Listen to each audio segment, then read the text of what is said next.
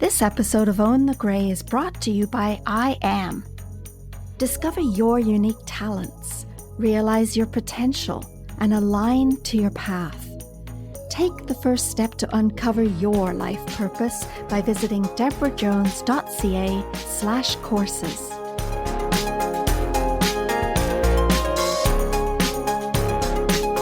Pain, fatigue, insomnia, depression, anxiety, and even digestive issues are common symptoms of inflammation. Persistent or chronic inflammation progresses silently and is a major contributor to several diseases such as cardiovascular disease and stroke, cancer, diabetes, rheumatoid arthritis, COPD, Alzheimer's disease, allergic asthma, and more.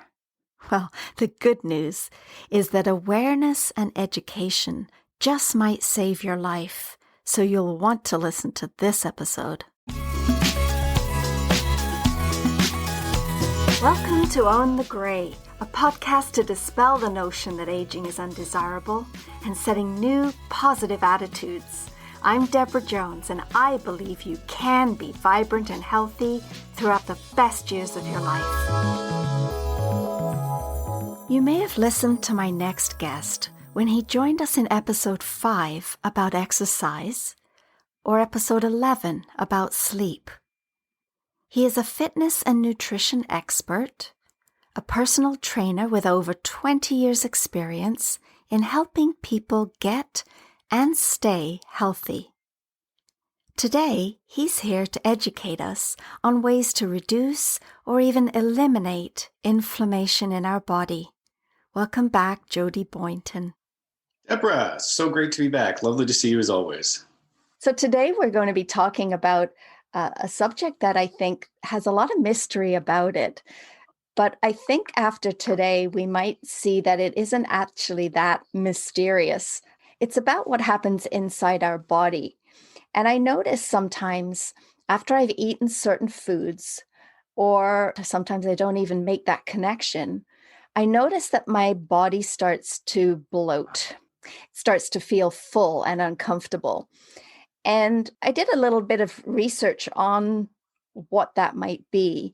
And I linked it to something called inflammation. And when I chatted with you about inflammation, I realized that this is a really important subject. And there's a lot of things that a lot of people don't actually know or understand about it. And I think that our talk about it today might shed some light on that. How do we know if we have inflammation? If you sneeze, if you have allergies, that's inflammation. If you bump your head and get a goose egg, that's inflammation.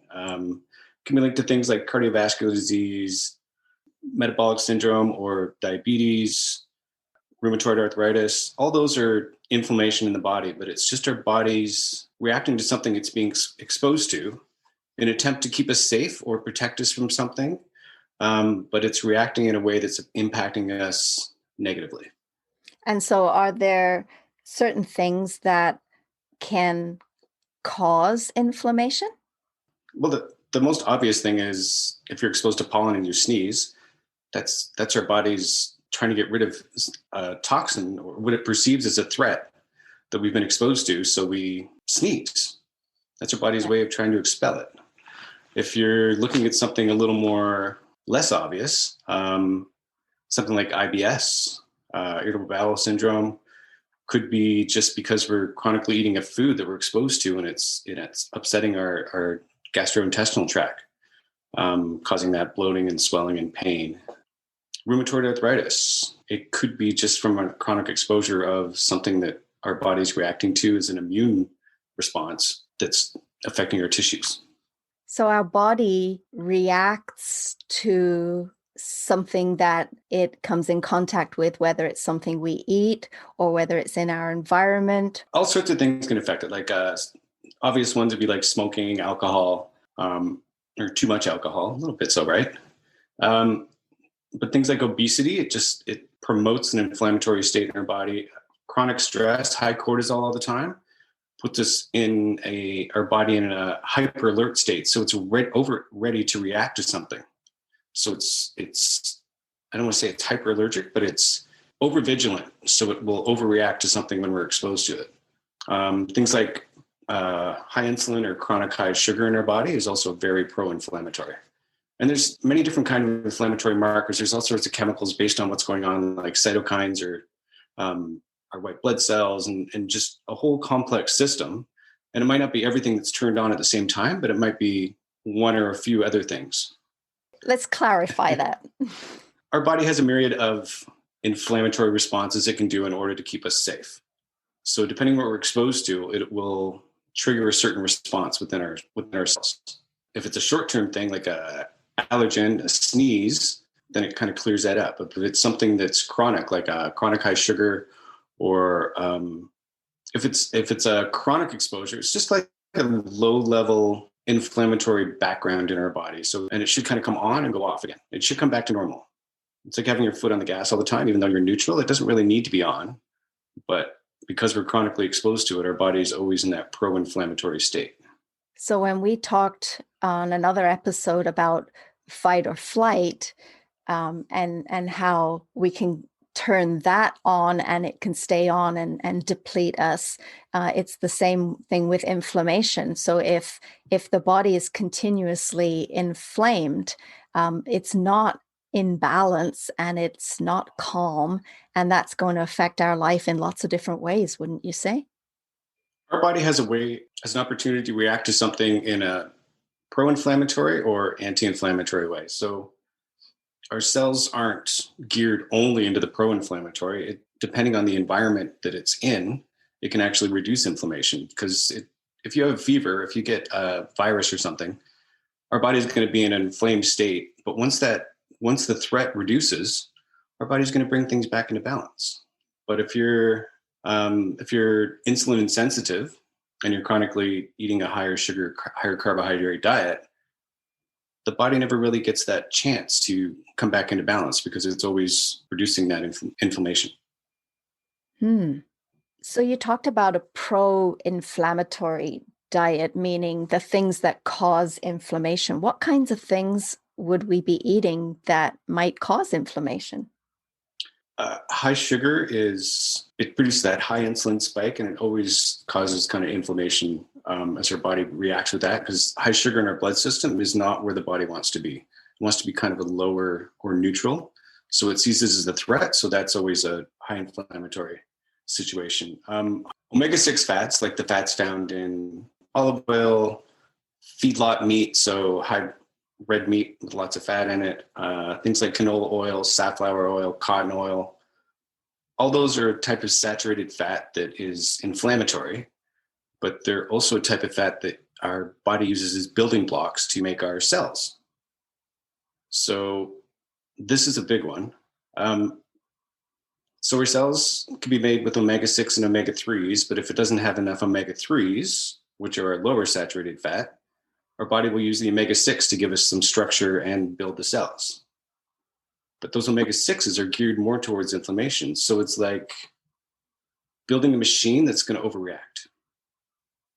Whoa. So you talked about omega-3 fats. What fats are omega-3? Fish oils are the most obvious choices. There's some in plant foods, some in hemp seeds, that kind of stuff. But fish oils are the main easy to get to sources. Actually, even grass-fed meats and animals, grass-fed eggs, grass-fed meat, grass-fed chickens, they tend to be higher in omega-3 as opposed to conventional meat. So you're saying that our cells are made up of omega-3 and omega-6, but omega-3 is healthier for us, and omega-6 comes in if we haven't had enough omega-3s. Is that correct? Yeah, omega-3s are less saturated. So let's think of them as being more fluid, more able to chemically react. Whereas an omega-6 is a little stiffer, let's call it, or a little more structured and not as able to react. Cell biology gets complicated. I'm trying to keep it somewhat simple. Um, So let's talk about trans fats. And I wonder what are trans fats? Trans fats, hopefully they're mostly out of our food system by now. We kind of used them a lot 10 years ago or more. It was 20 years ago. It was in margarines and fake food stuff because it gave it longer shelf life. If you change the structure of the fat and saturate all the bonds, then it can't oxidize and can't go off. So the shelf life was way longer. Unfortunately, our body didn't really react that well to it. It didn't really know what to do with it. So it would be a source of inflammation because their body would perceive it as a toxin, right? Mm. It wouldn't know how to deal with it, so it would have an inflammatory response. Hmm. Other than limiting our sugar intake, well, let's talk about the sugar for a minute because there's some hidden sugars, aren't there? Sugars, well, we say sugar, but it doesn't necessarily just mean white table sugar. Sugar in this aspect refers to food that your body will break down and digest easily and turn it into glucose, which is a necessary source of energy and we use very well. But if we have too much of it, our body has to put out that insulin again, which is a longer acting hormone. So things like not just white sugar, any sugar, but if you look at things like white bread, our body breaks that down easily. Sugar, white potato, same thing. Our body can turn that into sugar like nothing. So foods that are very refined tend to be digested a lot easier because they don't have the natural fats, they don't have the natural fibers, they don't have anything, the proteins, they don't have anything to slow down that rate of absorption. So we get a much higher insulin response. So the slower the rate of absorption, the better it is for our body, and the quicker the rate of absorption turns it into sugar.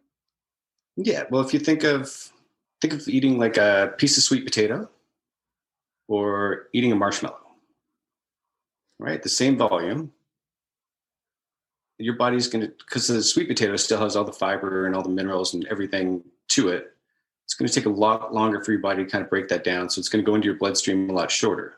If you have something like a marshmallow or a gummy bear, um, even if it's equal weight or equal amount of carbs in each, that processed sugar is going to, it's got nothing to hold together. As soon as it gets into your stomach, our body just like, we can absorb that. We can start absorbing sugar through our mouth even before it gets into our digestive system. Hmm. We have Wow. enzymes in our mouth that start the process even before it gets down to the stomach. So let's just talk about that sugar a little bit more because there's something that I've heard about of a sugar rush. So, for instance, if we eat a chocolate bar, we feel that we've got a lot of energy, and Mhm. then, an hour or two down the road, then we've got a lot less than we started with. Is that a thing? It is a real thing. I mean, if we, all that sugar in our system, like I said, gets an insulin response. So insulin's kind of like a gatekeeper to the cell. So it's trying to open all the cells and get that in there. So if we have something like a simple sugar, which has nothing to slow down its rate of absorption or digestion, that sugar is gone and absorbed if our pancreas is working efficiently. That's absorbed in no time. But in that meantime, we have like all this energy and all this rush because it's a go time. But then insulin lasts is a long acting hormone. So that sugar could be long gone and into our cells or used up. And that insulin is still sky high. So then our body perceives it's low blood sugar. And that's when we get the crash or the craving or the rebound or whatever you would like to call it. Hmm. So really, when we are not consciously eating, when we are just filling our stomach because we have a pang of hunger, or we walk past the candy jar and just it looks really enticing, so we grab a bite and we don't even think about it. We're actually deciding our body's health by what we put in our body. That has always been the case, right? So if you're eating more whole foods, more natural, um, cooking at home, not eating anything out of a package or a box, regardless of your choices, you're way better off.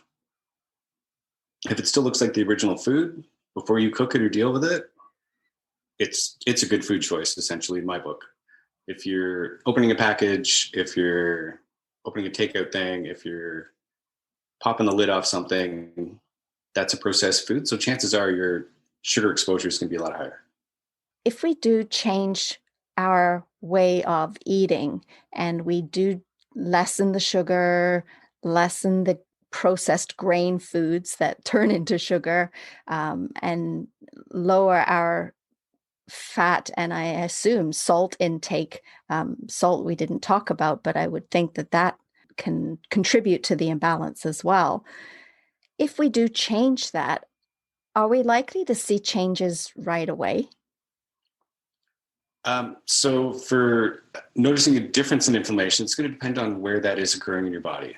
If you look at something like your stomach, your gastrointestinal tract, and you tend to be bloated and stuff after you eat, say, a specific grain or dairy or something, the cells in the lining of your gut usually turn over about every 3 days. So within a week of cleaner eating, you should notice an effect. If it's something like rheumatoid arthritis or cardiovascular disease, those things are much longer to reverse. Like, we don't have the blood flow that we have in our gut, in our joints. So it takes a lot longer to get anything turning over or for a body to deal with those allergens that we're exposed to. So, for example, when we're born, we don't have a lot of arachidonic acid, or it's like an omega-6 in our joints. But as we get older, it steadily increases. So it's not necessarily a natural state for a body to have that in there. It's just because of our dietary exposure, and that's how it ends up in there. So it's no wonder that so many people have aches and pains and cramps as we get older, because we're changing our biology, not for the better. So our current North American diet isn't something.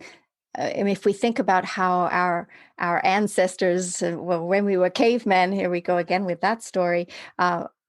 But how they used to eat, they couldn't go to the grocery store and get a package of something, and so what you're saying is our body is adapted to our modern way of what's available for us to Our, eat. yeah, the standard North American diet kind of sets us up for failure in reality.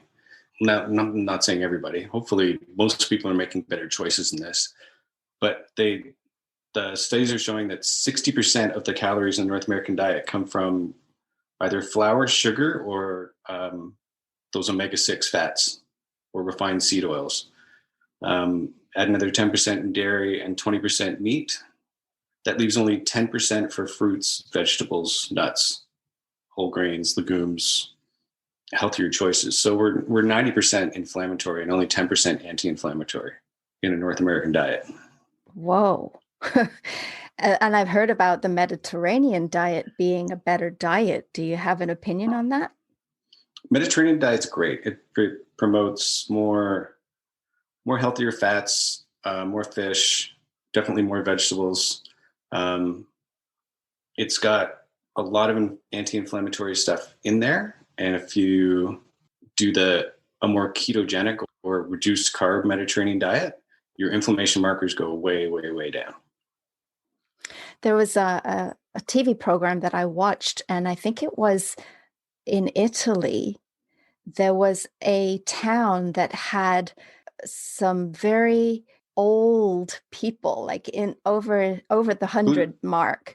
I watched, there's a man who would go for a walk every day, so he got his exercise every day, but he would also stop off at the local watering hole and have a glass of wine every day as well. And then I thought, well, if he can live to over 100 and have such a it's quality of life, that's something I want. there's blue zones all over the world in different cultures and stuff, and it's not just a genetic thing. It's how they live. They eat and grow their own food. So like the guy in Italy, he's probably got a great back garden and he eats a lot of his own food. They do have red wine in there generally, because that's relaxing and reduces cortisol, and that has that positive benefits. And the resveratrol, which is the high antioxidant in grapes, But basically, it's just a natural food diet. They work for the food. If they're growing their own food or garden, they're active. They're social. Sharing food is a big thing, and it's all homemade food. It's not nothing comes out of a package. They tend to focus on more fish, lean meats, things like that. We should take that as an example of you can have a really good life. It doesn't have to be restrictive. So when we talk about our North American diet and what we're used to eating, and then we talk about not having to, choosing to change what we put in our body, it can actually be a lot of fun discovering new things that we can create in the kitchen, for instance. Exactly. It's trying to find that sense of play because you have the opportunity now to start making better choices and try to find what works for you, what doesn't. And then when you have your treats or your cheesecake or your whatever is your penultimate treat, then it becomes special. But if you have it every day, it just becomes the thing. You can't eat potato chips every day and feel amazing and still look forward to them the next day the same way. You know what I mean? Yeah, yeah. So if there is one thing that you would like our listener to take away today from our conversation, what is the main message? Inflammation is a sign that your body's not reacting to something that you're exposing it to or putting into it. So if you're smoking, drinking too much sugar, exposed to toxins and allergens, all these things upset our level of reactivity and allergenicity. So if you have a totally clean diet, but you live in a toxic environment, you're probably still going to have some inflammatory things pop up. If you live in a totally clean environment, but you're still eating lots of sugar and high fat and smoking, you're going to have some inflammatory conditions. So it's just trying to do everything that we can to reduce what we overreact to. So maybe your only problem is you're allergic to lectins and grain and you never knew it. And that's why your stomach always hurts after you eat certain bread products or even if it's the best of bread, if you're reactive to that, then it's going to cause inflammation. So if you can narrow down what you're sensitive to as a person, you individually, then you can start really feeling better because the more you reduce your allergenic load, the more we reduce our inflammation. On top of just making good health food choices, those little things, those little tweaks in our individual diet can make a huge difference. Nice. And I think keeping a record of what you eat and how you feel might be a way to discover the things that you're sensitive to. That's an awesome exercise on so many levels. If you've never recorded a food diary, it really gives you insight onto what you're eating, what you're overusing, what you gravitate towards. Now, if you throw in something like moods, sleep patterns, and keep that as a journal when I see my clients for the first time, I make them do it for 5 days. And sometimes that's long enough. But if you're really trying to solve a problem, do it over a longer period of time and then go back over it and really start to analyze what's working for you and what isn't. Excellent advice. Thanks ever so much for sharing your wisdom again with us, Jody.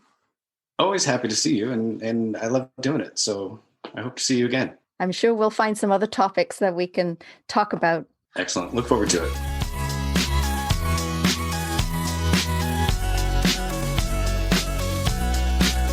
Go to ownthegray.ca to follow us and listen to more great episodes. Or you can listen on Apple, Spotify, Google, iTunes, Amazon Music, Stitcher, and more.